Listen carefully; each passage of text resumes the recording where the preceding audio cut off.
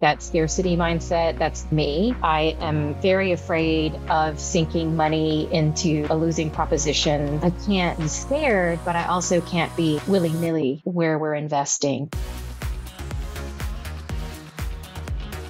Hi, I'm Jacqueline Snyder, and this is the Product Boss Podcast. I've helped launch and grow thousands of product-based businesses, even one of my own. And over the last 20 years, I've seen behind the scenes of businesses just like yours. Whether they are makers, manufacturers, artists, or food and beverage businesses, I have spent so many hours studying it all. I've discovered what makes them successful, what mistakes they could have avoided, how did they turn their ideas into a successful business, and what are the strategies that they have used to make more sales and be discovered by more customers. And this is what this show is all about. Whether you're just starting out or you're looking to become $1 million product boss, I'm here to give you the permission to chase your dreams, no matter how big or small. All you need is the right mindset, a little courage, strategy, and support, and you too can be the next $1 million product boss. Let's do this. Hey, friend. Okay, so today I'm diving deep with Gina. And she first started her product-based business as a side hustle. It was called Fan Sparkle, where she was selling collegiate jewelry.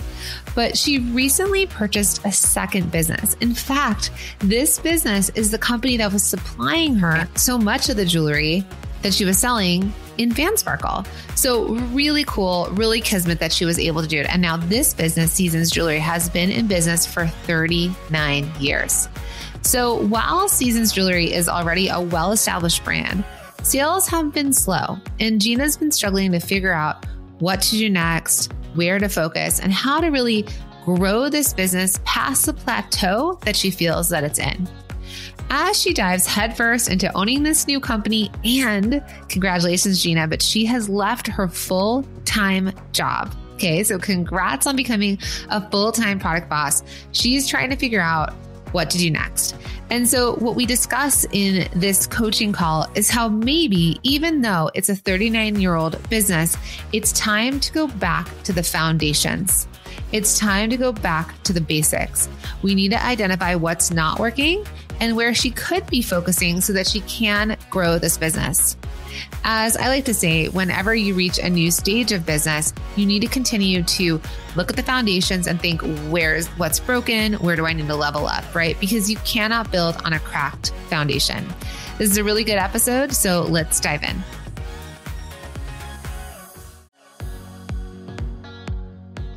Oh my gosh, friends, I have some exciting news to announce. HubSpot's Inbound Conference is back, and I'm going to be speaking at it. Okay, I'm going to tell you just a little bit why I'm so excited about this, but if you're not familiar with HubSpot's Inbound Conference, this is the place to be, as it's the premier marketing, sales, and AI tech event for business leaders in marketing, sales, customer service, and ops. It's the perfect opportunity to network, learn, recharge, and leave feeling more inspired than ever. I love conferences, and this is exactly how I feel. Okay, but plus, wait for it, okay? I am so incredibly honored to share the stage with influential people and people that I am like mega fangirling over, okay? Including, wait for it, ready? Like one of the best marketers ever in the world. Like I have such respect for this person and all the other reasons. Ryan Reynolds is a speaker there. Okay, he's one of the keynote speakers. And the greatest, okay, amazing, talented female athlete, Serena Williams. I mean, pinch me. This is unbelievable. The Inbound Conference will take place from September 18th through the 20th in Boston. I want to give you a big ol' hug. So come visit and come watch these amazing keynote speakers. You can come watch my speaking event and all the other things that are happening there. You really just don't want to miss this. Visit inbound.com to see the lineup and grab your tickets today.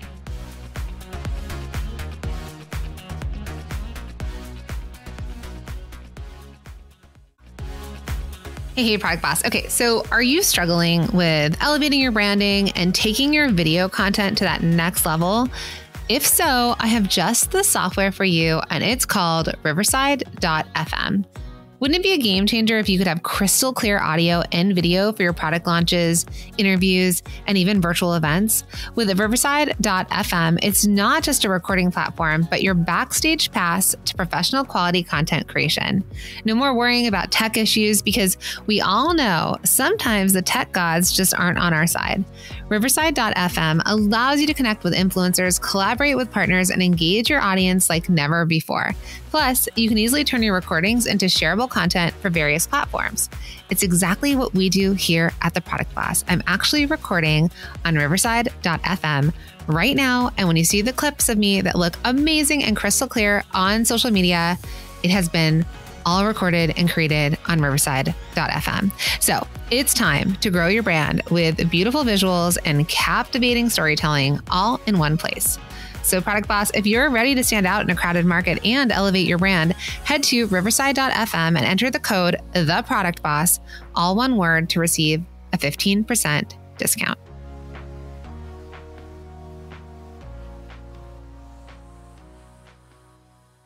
Okay, Gina, I am so excited to work with you in this coaching session today. I mean, I feel like I've known you and worked with you in some capacity for years now. You're a multi-stream machine student. You've kind of done all the things. You're in the mastermind. You're coming to the expansion retreat. It's just going to be amazing. But kind of give me an update on what you sell, where you sell, and all the things. So I purchased Seasons Jewelry in July of last year. The business is 39 years old. So I'm calling it a 39-year-old startup. It's had 3 owners. I'm the 3rd owner, and it really has been on cruise control for the last 6 years. So I'm like reviving it. That's where the startup part comes in. It's a little easier because I have an established customer base that I'm able to work with. There's just so much that I want to do. But I've resigned my job, and I will be without my corporate job on Friday the 15th. So I don't think I knew that you left your full-time job. Yeah. So congratulations. This is huge. Yeah. This is real. This is real. I have goosebumps. Oh my God.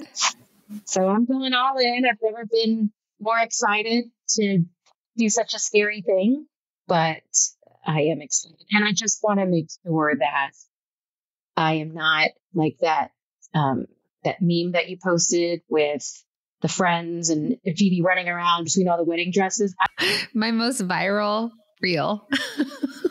And I'm leading into my busiest time of the year. I feel like I have momentum on my side. I don't want to squander that. So I need you. Okay. Well, let's start with how amazing you are. And what I want you to realize, because were you on the podcast for Fan Sparkle? Yeah. Okay. So if Gina's voice sounds familiar, she's been on the show before with Fan Sparkle, which was your original company that was fan-based. You did a lot of stickers, and you were actually buying from the company that you just recently took over and purchased. So that's huge. Like for anyone, out there listening, thinking like, oh, I sourced from these companies, or, it wasn't like Fan Sparkle was doing so amazingly that you're like, I'm going to expand, but you just saw this opportunity to acquire a company, and you had the skills from figuring out, how to print stickers, come up with the art, sell it. You were doing game day jewelry, and you were sourcing. And so I just want, and the type of job you had in corporate and all of your skill set, you were more than capable. But I totally get it's scary, because with a transition, it's always scary, right? We don't know what we don't know. We don't know how we're walking through it, but you've already been doing it. So I want to tell you that I have full confidence in you for this. And watching your progression over time of like Fan Sparkle and going all in on that. And then, should I buy this company? To I bought this company. To I'm running this company. To I've left my full-time job. So I can't wait for like the next update some months from now. Okay. So I believe in you. We believe in you. So, and you will grow that self-trust, but I totally understand how scary it is. I've been through a massive transition lately, all the things. So thinking about your business, and you were saying that your biggest struggle right now, you're feeling like it's hard to increase your sales, or what do you feel like is your biggest struggle? Yeah, it's sales were down from, so 2023 sales numbers were down from 2022. Um, Not by much, but they were down. And right now, sales year to date in 2024 are down from 2023. So that makes me feel sad. So it's down, sales are down 15% in 2020. Sorry, as of the end of May, sales are down 15% this year from the same period last year. And when did you acquire the company? July of last year. Okay. So they were running it that this time last year. What do you think is different than when they had it? What's happening that you could identify as we stopped doing this, we did that? Like, what do you think's happening? I don't think from a product or selling standpoint, I don't think there's anything different. If nothing else, I've been doing more because they were just sustaining. They weren't leaning into trying to grow. I've been doing, more aggressive email marketing, leaning really hard into Fair. Our Fair sales are up from the same period last year, quite a bit actually. So I really don't know if it's the market. I know that my showroom in Atlanta in January, sales were down. They were down in January, they were down in July. So I really don't know how much of this is the economic landscape, how much of this might be, we don't think it's attributed to them per se, because they were just maintaining things. Okay. So we do know, and I think the beautiful thing about being in community with other product-based business owners is that we can all ask, like, how are sales? Like, do you see things are up or down? In the States, it's a election year. And also you took over the company. So we have to think like transitionally wise, right? Like there's the operations, there's the back end of your company that needed to be held, tweaked. You're so good at that, right? You're really good at the spreadsheets and data and admin and operations and stuff like that. And then there's the front facing part of the company, which is the sales and marketing. And it sounds like you're doing both. From a profitability standpoint, how are you doing in profit? Profitability is actually better because I raised prices, and I raised prices for the first time in 6 years. So I want to be very strategic about that because I don't want to. There's a very established customer base, and the employees that are with the company have been with the company for a long time. And so I think they feel a little nervous too of this is what we've always charged, even though costs have gone up, especially with imports and shipping. So if you're telling me that your profitability is up, and I've coached other people on this before where they've thought, oh, I want to have these quantum leap years, right? Quantum leap years can't happen every year because we don't have this, we can't sustain that kind of like huge momentous growth year over year over year without needing to structurally like support the foundations. So one of the things you're doing right now, one, you had to keep this team on, which I know they've been with the business for a long time. And so it's like that shift anyways for them. Then the fact that you've raised the prices and more or less maintain, like you might have lost customers because prices were raised, but you're more profitable. So in the long run, you could actually sell less product and make the same amount of money, if not more. So when I've coached other people and they've been like, oh, I'm flat this year, I'm like, well, let's look at your profitability. And they're like, actually, no, I'm more profitable. And so it doesn't matter. Like if you want to bring this company to $1 million or a $10 million company, the question is going to still come back to how much profitability do you have in your business and how much do you want to take home? Because the bigger we grow the company, the more expensive the company gets. And I don't think it's a problem. I mean, for me at the Product Boss, like I want to leap it, but I was asked by a mentor of mine, like, so you want to build this to an 8-figure business, let's say. Do you want 8-figure problems? Right. And so because team is bigger, operations are bigger, there's different leadership positions, there's all these things that need to happen. And so the question was how much do you want to take home personally?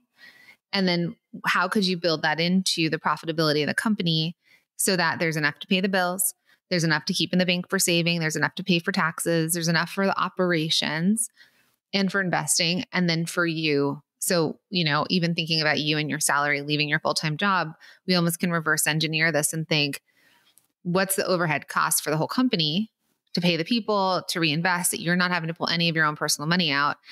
And then how much does Gina and her family want to take out of this company? as an employee of it and as your draw.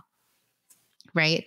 And if we could really reverse engineer the profitability of it, it doesn't necessarily mean all your sales. You don't have to keep I know you want to grow it, but it would be so much better if there's just more cash left over, even if the company maintained. How do you feel about that? I love that. And when you talk about having that scarcity mindset, that's definitely me.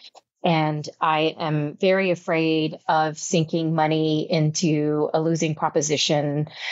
I'm afraid to take money out of the business. I don't know if you follow Dude Wipes at all, but the CEO, he has this phrase, and it's scared money don't make no money. And that really hits me, because I can't be scared, but I also can't be willy-nilly about where we're investing, I mean, I agree. Scared money don't make no money is funny. I used to wear this bracelet. It was funny when I was in high school that said, what would you attempt to do if you knew you could not fail? And I think there is these elements of pushing ourselves to our growth edges, right? This is something that I've been working on. And I didn't realize how often I do push myself, because I go into exactly what you're saying. I go into panic and scarcity and oh my God, I don't know what to do. But when we expand to this right now, you've expanded to owning a company that is, like you said, 27 years old. So it has history. It's a really good company, right? It generates a lot of money. So you're at this edge of okay, being the CEO of this company and thinking through exactly what you're saying. And then by needing to hold this much responsibility, it's going to push you into expansion of what's possible. What's next? What do I want to do?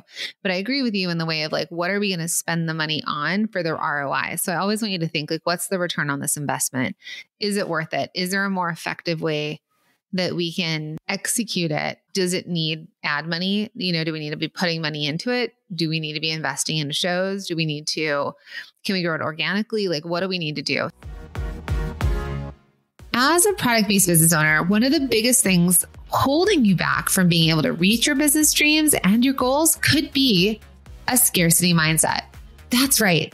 You may be the thing holding yourself back because you're approaching business with this mindset that it's so attached to negative emotions, to fear, to worry, to anxiety. But I don't want you to worry, because one, you're not alone. And I know that you can hear this coming up for Gina as well. And I want to tell you, because it's the same for me, it's not your fault. In fact, I see business owners continually holding themselves back because they're creating their own glass ceiling with their mindset. They cannot see past that. They cannot think or dream bigger yet. So the question is how do you break that glass ceiling? How do you move past this mindset block? Well, one of the ways is that we start trying to approach the situation with fresh perspectives and find something that's not working, instead of being afraid that you're doing everything wrong. See, if there is a way to fix it, you can try and figure it out with curiosity before you decide to burn it all down. So thinking of that, then what can I help you with first in this expansion phase, or this, you're scared? What are you thinking about investing in, or what do you want to do next that I can help along with? So there's two levers that I can pull on to increase profitability, and that's increase sales and reduce expenses, right? And so one of the biggest expenses that I have is rent expense. I have a showroom and I have a warehouse. The warehouse is non-negotiable. I need the warehouse. I'm moving the warehouse from Tennessee to closer to me in the Atlanta area, and rent is more expensive here. So that is something that's going to happen next year. I'm already trying to do projections around that. But my showroom is very expensive as well. We can move product, but I don't look at it as a huge revenue opportunity.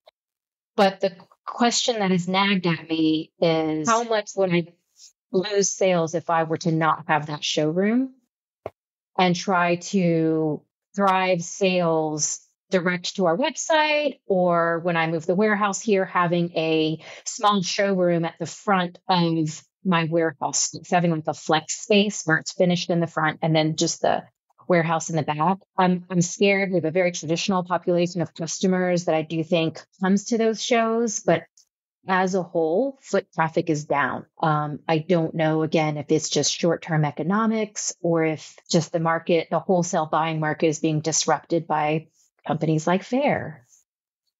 So I'm up for renewal this year and I need to decide, do I renew or not renew, please? Okay. One, I would go to them and so I don't necessarily think you shut it down yet until you've proved some sort of other method that you can lean on. While yes, we can say markets have been down, it is more expensive to get a booth at these markets than it probably, and also the rent that you're at. I don't know what the rents are.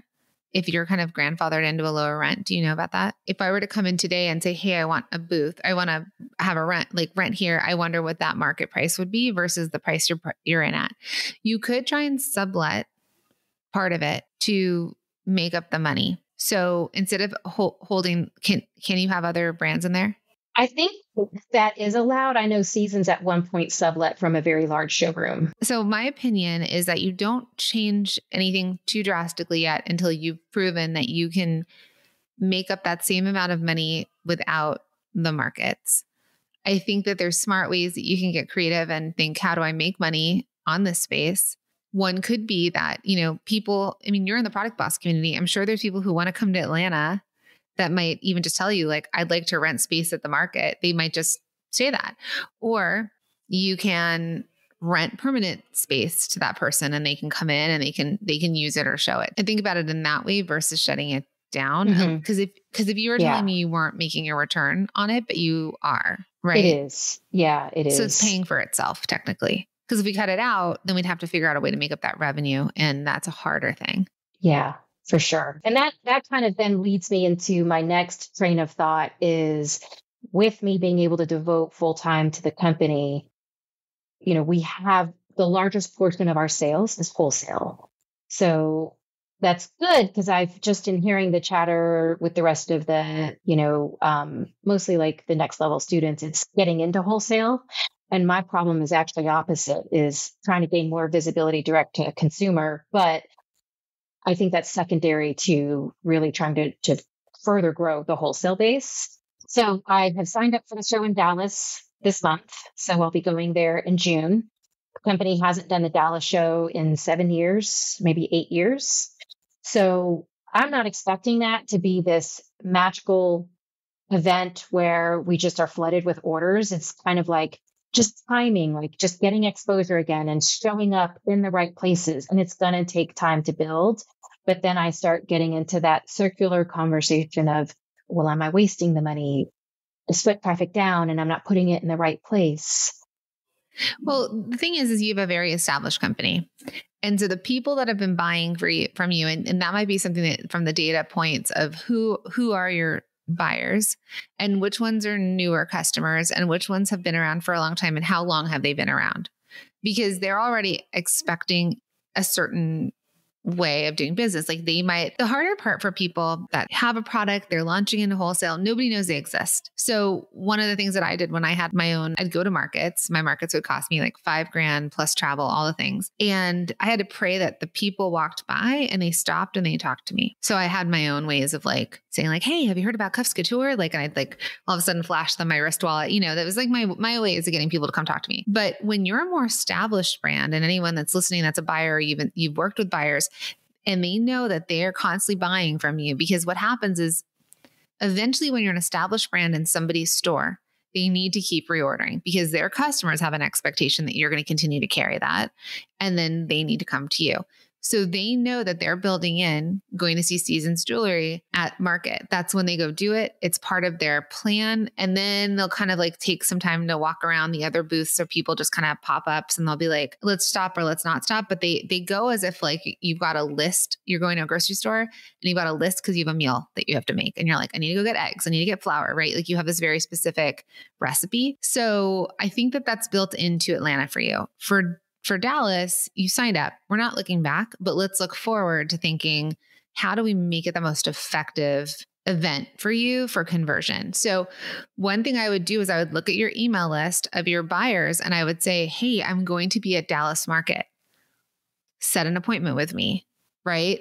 Come check us out. Here's our booth. We're going to be there this day to this day. Reply back and let's set an appointment. Because a lot of, again, more established brands with relationships with buyers, they actually set appointments because again, they know I have to go buy more Seasons, and that might be really helpful, especially based on the kind of company you have being in Texas. Your buyers will be there and we need to just let them know, come. Because why?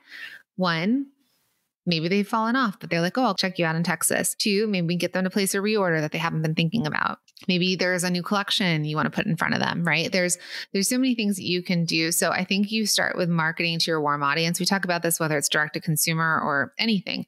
It's way easier to sell to somebody who's already bought from you than try and acquire a new customer. So that's where I would go. I would double down on your established customers, and I would start to the same way from direct to consumer. You've raised prices, retention, and then I would start to try and raise their average order value with you. How do we get them to buy more at this higher price point? That already is going to start to lift your revenue and your profitability without you having to go find new customers, which is an expense because it's a marketing expense to be able to acquire a new customer versus selling to an established customer. How effective do you think the jewelry displays that I've been working on, one of my strategies was to use those as a trigger to remind buyers like, oh, my season's display is running low. I need to restock, instead of them just being on a tray on a table and then they can't remember what product was there on the table. Well, Jared Mayer talked about this inside of Multi-Stream Machine. We actually have he was on the podcast. He's I think it was the VP of sales for Pura Vida, which is jewelry. And then we had him come in and teach a masterclass to our Multi-Stream Machine students, and it's inside of the program. And I'd find his podcast on the podcast and go listen. But what they established with originally, so they did 2 things. One, at market, they gave away bracelets. The bracelets are cheap. They just gave them away for people to be aware of them. Secondary part that they did was they created this tree, their point of display. They called it their tree, how they originally started. It was a wood tree that hung the product. And when they would sell to a new customer, they would say, here's your starter. Here's the spinny tree. A lot of people discovered them at surf shops, trendy boutiques. They were even in tanning salons. And so it was easy, right? The person didn't have to think, where do I put this product? It was oh, when I make my initial order with this person, I have my opening order and I buy the thing that fills the tree. Now, when the tree starts to be missing a peg and things are sold out, they want to refill it. So I love that for you. And you may want to market it in their minds of this is a whole marketing moment, introducing, the season's jewelry displays. And when you purchase our starter kit or our best sellers, or you purchase over X amount of dollars, we will include the display in it. Right? Otherwise they pay for it. And so what we want is they're great, I want that display. I already sell your stuff. How do I fill it? And then you're going to want the same sort of follow through where you're maybe every 30 days, every 45 days, you're messaging your retailers and you're checking in, especially the ones with the tree. And you're checking in. You're like, hey, Jacqueline, how's it going? Do we need to fill anything up on the display? Let me know. And also, if in case you didn't see it, here's our brand new necklace or here's our brand new bracelet. Our customers are loving it. I'm sure your customers will love it too. Let me know if you want me to get it out to you. Right. So we have to just think about our marketing, but with retailers, it's really more of a partnership. It's more of an established relationship that you have with them. That's really a let me help you versus the way maybe when we're dealing with e-commerce and direct to customer and as marketers, the retailers really are our partners in a lot of it. Yeah, that makes sense. That's good. I'm relieved that you said that, because I do question sometimes if I'm going down a path of, low payoff channel. When you have a brand that's been selling for years, and in Gina's case, 39 years, it may seem like the answer is that it's time to find and get new customers. Or in Gina's case, potentially retailers. But the fact of the matter is, no matter what you're doing, it's actually 9 times easier to sell to people who've already bought from you and sell more to them than trying to acquire and get new customers. Now, you may be thinking, how do you do this? Well, a lot of times it's by creating a plan. And you want to have a really good marketing plan.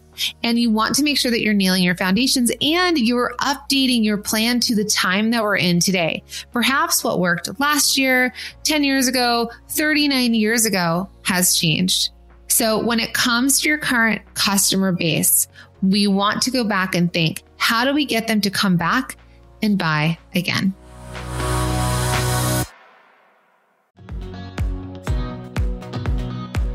Hey friend. Okay. So it's podcast recommendation time and you're just like me and we love podcasts. So I'm so excited to share with you one of my favorite shows right now, which is Imperfect Action, hosted by Steph Taylor and brought to you by the HubSpot Podcast Network, the audio destination for business professionals. Now, if you want marketing insights without the fluff, you're going to want to tune in because Steph really dives into the meat and potatoes of marketing. I mean, I loved one of her most recent shows where it was talking all about audience growth. And she shares her 2-part formula so that growing your audience doesn't have to feel so hard. Plus, she even shares how you can fix it and fix your current strategy if you only have one part of the formula and not the other. I mean, she's like, it's 2 parts, but I'm even going to show you how to do it with 1 part. This episode is so good and was an absolute game changer in my strategies. And it's filled with real, actionable advice from a marketing pro. Listen to Imperfect Action wherever you get your podcasts.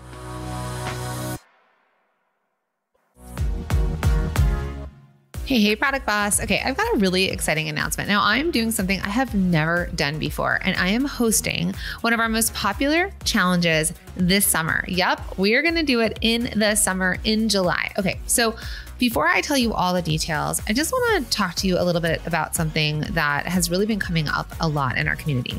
You know, people have been thinking about brands and how they become household names. Like, how did Yeti become Yeti? Or how did the UGG boot become the UGG boot, or Nespresso coffee machines, right? And if you think about these brands, we also know that they're known for something, right? We know core products that they're known for. They are not throwing spaghetti at the walls and trying to make all the different things. Because the truth is, to be successful, to keep more money in your pocket, and to make good money, you need to niche down. We have to really focus on what works, what we can actually sell to our customers. So if you don't know how to define this yet, and you're kind of still trying to think like, how do I make this work for my business and make the kind of money that I want to make by selling more products and becoming a money-making machine, that's exactly why I am actually bringing back one of our most popular challenges, which is the Best Seller Secrets Challenge. And brand new, you're hearing it here first, we're going to do it over 3 days. It's typically a 5-day challenge, but I know you all have things to do. The sun's out. We want to go to the beaches and all the things, but we also know that this is such a good time to work on our business and really prep for the holiday season that's coming up soon. Okay, so if you want to be here with me, okay, we can have our sunnies on. We can sit outside for it, but I'd love for you to join me in the Best Seller Secrets Challenge in July. We kick off Monday, July 15th. And so all you have to do is head to theproductboss.com/best and get signed up. That's theproductboss.com/best, or head on over to Instagram and just DM me the word best and I will take care of you. We will make sure you are all in. All right, I can't wait to see you inside. So I'm going through a similar thing as you in terms of I bought the Product Boss last year, you know, and so in the way of the conversation of I have all these ideas. What do I want to do with it? What should I do? What shouldn't I do? Like, you know, and I think everyone, you know, as creatives, we're visionaries and we have lots of ideas. And so I've had to slow my roll a little bit in my everything. So, you know, so for example, with launches or things that we knew were revenue drivers that were established revenue drivers, we didn't want to mess with it because we knew it worked. And the first thing we had to make sure of is like, can I solo continue the company and make the revenue that needs to be made to keep my team on and to pay all the people and to keep the business going? So what I did was, and you probably saw this last year, and it is like I switched the marketing part in a way where I switched the art, the podcast art, like the visuals, because it was switching over to solo person. Second thing I did was I shifted some of the marketing in the way of I do these coaching calls, which was truly aligned with what I do. I love. I've been coaching since 2006, 2007. So that was a big shift and we had to make sure it worked. And we were doing it as a test. And then once it worked, we integrated it in and now it's a once a week situation where we're doing a coaching call once a week. Now, I didn't change the sales part of it and the things I knew that were going to keep the business going. But at the same time, if I messed up the podcast, that was our top. That's how people discover us. So if I mess that up and all of a sudden that tanked, then I'm tanking it in another way as well. Knock on wood, but I haven't done that. Podcast has grown. Like people are loving it. They're leaving reviews, like all this response that I'm like, thank God. Cause my brother freaked me out when it first happened.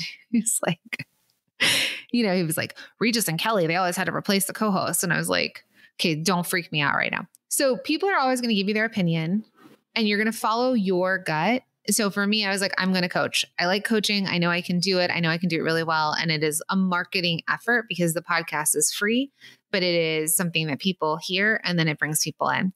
But I didn't mess with my sales part. Then the other part that I needed to kind of play with and mess with was my team, which I'm still playing and messing with in the way of like, there's been turnover, there's reestablishing the structure based on how it was to where it is now. So what I want you to not do is, because I think we both kind of acquired the company some similar timing. There's so many changes you have, but we have to think through if we change too many things, we don't know if we've broken something. We don't know the result of that. And so there's the things that I'd like you to keep like status quo and test and try at different times and then make sure, okay, it works or it doesn't work. And then let's do this other thing. So for example, raising the prices was huge. And so that is a big change for people who have established and they've been buying. And you'll see a drop off probably in a way, or you won't because people are going to be like, yeah, everybody else has raised their prices for the last 4 years. Like we get it. But maybe you did lose some people because they're out of the game in a way. The marketing changeover, the catalog's not a big deal. Like the catalog is very clear visually. Changing over the packaging, you're going to test it, right? And I want you to give these like small amounts, these timelines to try each one versus too many things at once. Cause that's the part that might be where your overwhelm's coming from. And the fear is because like you're overhauling a lot of things at once. So I think just overhaul in sections. So I'll say the same thing with one of our programs, which is a product. So one of our products I plan on overhauling and I was going to do it sooner. And then I was like, you know what? I need more time to do it right. So I'm giving it till next year to overhaul that product because I paid for the company as is, right? Like I paid for it because it had a value to it that was already established, which is what we acquired it for. So it's the same with you, right? So I think these slower shifts of paying attention to, yes, there's so many things I want to change, but we don't want to break anything. And when it comes to customer front facing, that part we kind of have to have a slower roll with. When I like slow your roll, not like, that kind of language. Does that make sense? Yes, that makes a lot of sense. It's like having your control group. Like you need your control group so you know which piece has affected the change and which one hasn't. But if you're doing everything at once, you have no idea which was the driver. Right. And if something broke it. And it's as simple as like, even for us with online sales and sales pages and things like that, sometimes it's like, we're going to change a button color and language on the button color. And that's all we change. So like right now I'm doing something with a sales page that's not really converting very well. And we're like, do we change the product? What do we change? And so the very first thing we did was we just changed the design a little bit so that it made more sense visually. And we saw an uptick in sales, but not enough. So then we looked at it and we said, okay, let's try one more design tweak. And if that doesn't change it, and then we were like, let's lower the price a little bit. And if that doesn't change it, then we might be like, okay, we actually have the wrong offer or like it's the wrong product in front of the wrong customer. So if we changed it all, if we had done all the things, like we lowered the price, we changed the design and like all at once, what if I didn't have to lower the price? What if it was just the tweak of like the page converting better? So I do think it's this kind of like one thing at a time, and patience is key. And it's hard because like I want to fix it all, but one thing at a time and see, does this work? And you're going to go all in. So like if you have Dallas coming up, how do you make it like, I don't know what your investment is, but like, how do you say, I want to 3x, 4x my investment on this? What does that number have to be? And then work backwards and think, great, I need to get 30 orders from stores at $1,000 each. I'm just making it up, but like I need $1,000 each, 30 stores. I want to get X amount of current customers to come in and back and buy. And I want to open up X amount of new doors.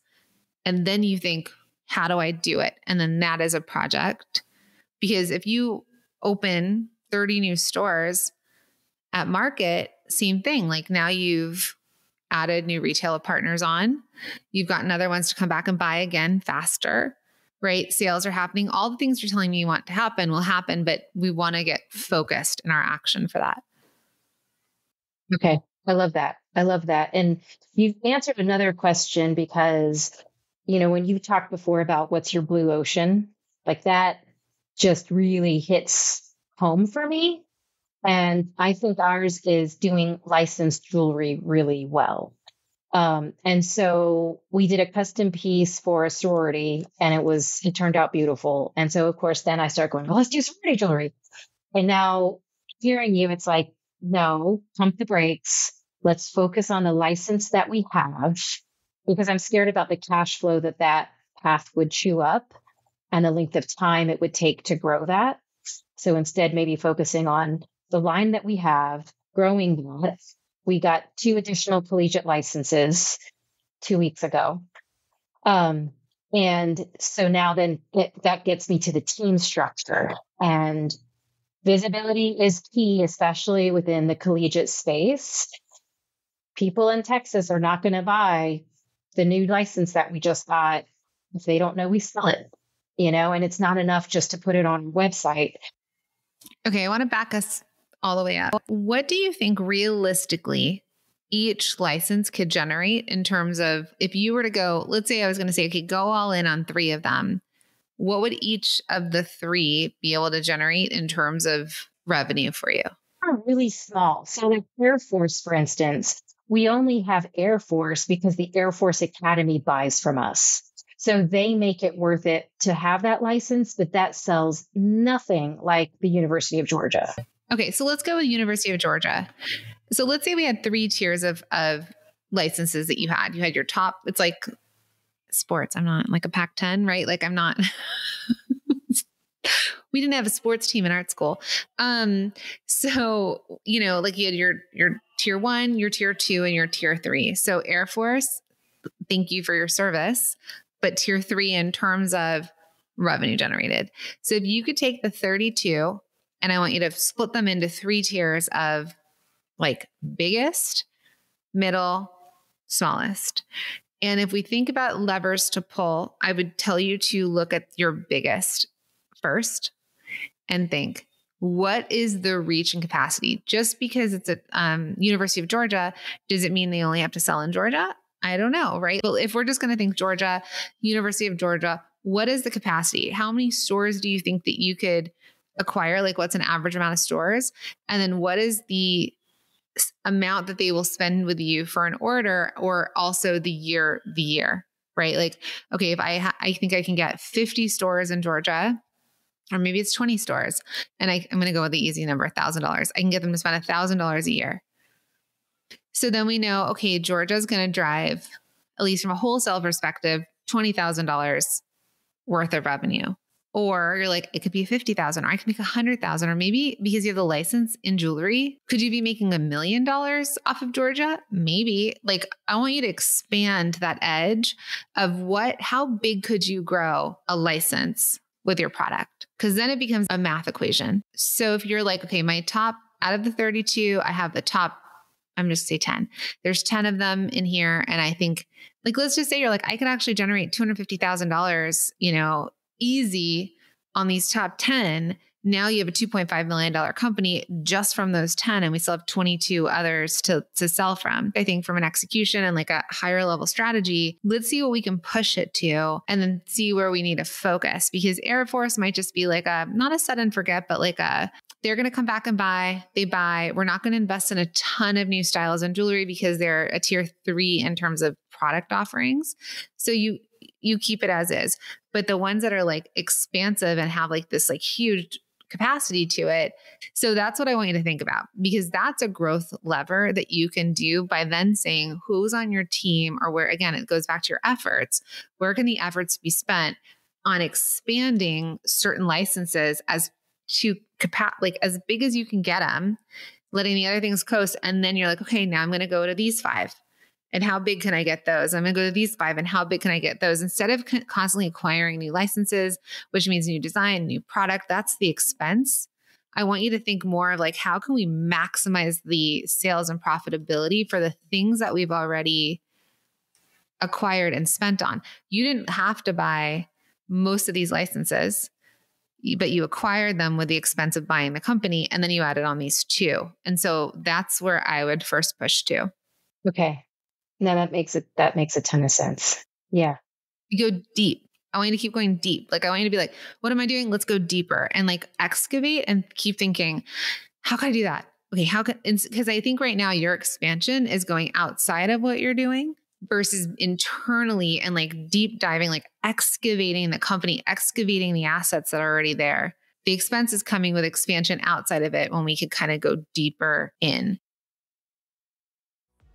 When things aren't working in your product business, it's easy to want to change everything at once and do a total overhaul, especially if you're not sure which piece of your business isn't working. But my advice to Gina is if you change everything at once, your business is going to start to shift and change, and you will not know what move you made that made the difference. That's why it's really important to focus on changing one thing at a time, making the change, testing and trying, and making tweaks afterwards. As I like to say, go deep and not wide. And this is especially true when it comes to making those changes in your business.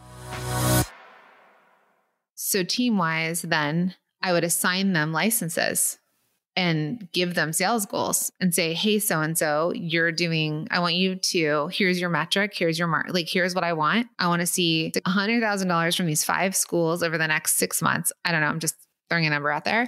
There's your sales goal.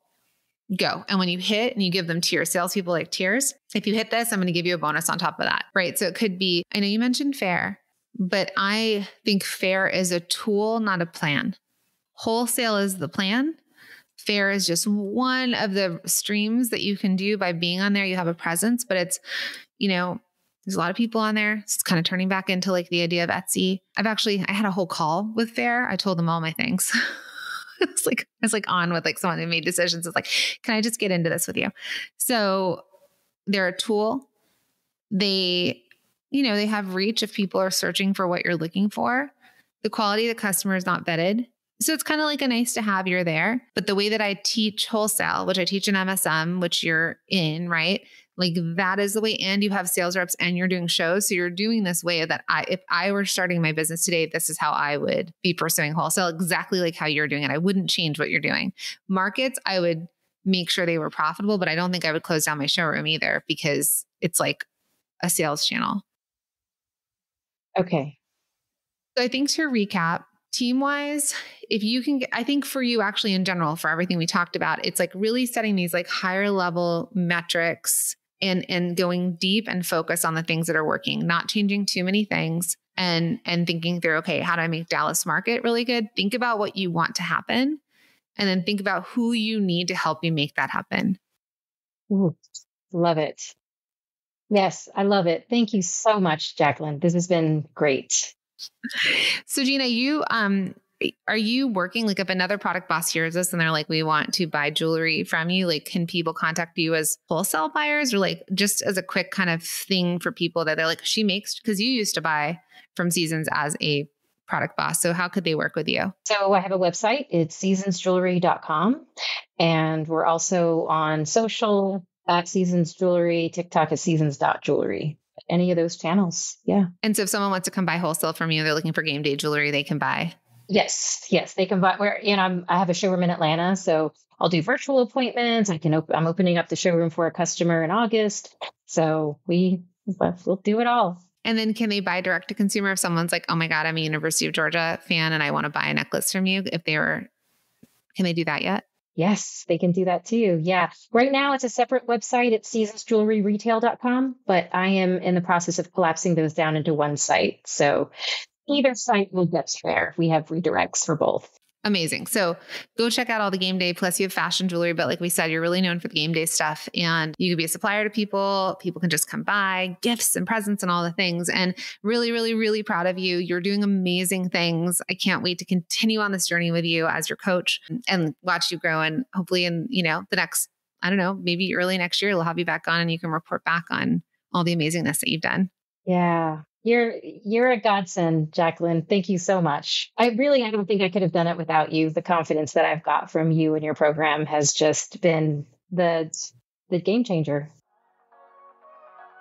Well, I am just so thrilled, excited, and proud of Gina. I have known her for years. She started off as a multi-stream machine student, and she moved into being a masterminder, and I've gotten to work with her for a while now. And I've just seen how far she has come in her journey as an entrepreneur. And I can see this for all of us at The Product Boss, that we're so excited to see her become a full-time product boss. Now, if you took anything away from today, I want you to think about how we're always going to try and work through moving out of that scarcity mindset, how it's important to develop and create a marketing plan that will actually go back and get your existing customers to buy, and perhaps how to attract new customers. And my friends, you've heard me say this time and time again, to remember, go deep and not wide when it comes to working versus what's not working, right? I want you to think, what's working in my business? Success leaves clues. Let's go with it. Don't forget, my friend, you are capable of creating the business of your dreams. Gina's doing it, and you can too.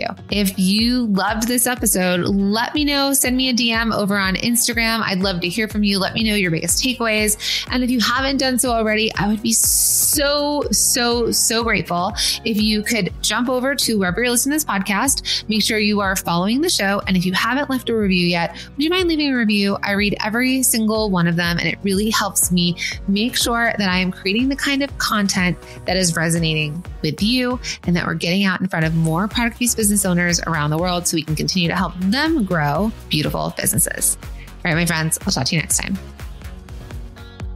Thank you for being here and listening all the way through the Product Boss podcast. If you love our show and it has helped you in any way in your business, would you mind doing 2 things for us? Subscribe to the show so you never miss an episode, and leave us a review. Reviews help other product entrepreneurs know that this is the place to be to grow their businesses and realize that they're not alone. And we know that you all know that a 5-star and honest review helps you sell more products to more people. So you know that your reviews help us reach more listeners around the world. Remember, what we give is what we receive, and we are all about helping each other in the Product Boss community. We are all in this together. We would be so appreciative of you if you could take the time right now to subscribe, leave a review, and even share this episode on social or someone you know so we can impact more lives. And remember, subscribing means that you will get notified each time we release a new episode so you never miss a thing. You have helped us grow and climb into the top 10 of all marketing podcasts, and together we can keep climbing. Thank you, friends. And remember, there is room at the top for all of us.